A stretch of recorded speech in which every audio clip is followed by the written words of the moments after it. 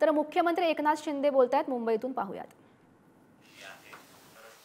ठाण्यामध्ये घोडबंदर रस्त्यावर जो एक चढांचा भाग आहे, घाट आहे तिथे छोटा, त्याचं रस्त्याचं दुरुस्तीचं काम चालू आहे, मास्टिकचं काम चालू आहे।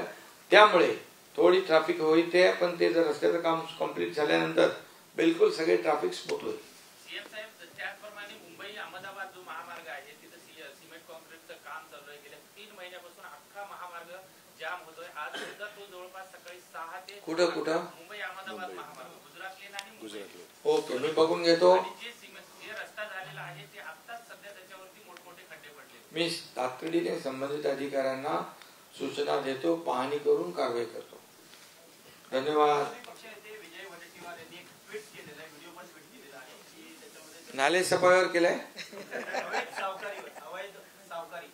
अच्छा, सावकार कोण आहे ते त्यांना माहित असेल। चला, थँक्यू, धन्यवाद।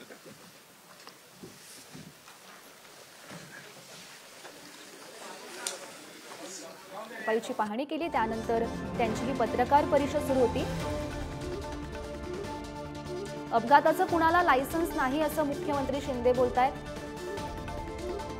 आज त्यांनी 5 ठिकाणी जाऊन नालेसफाईची पाहणी केली, त्यानंतर त्यांनी ही पत्रकार परिषद घेतलेली आहे आणि माध्यमांशी संवाद साधलाय।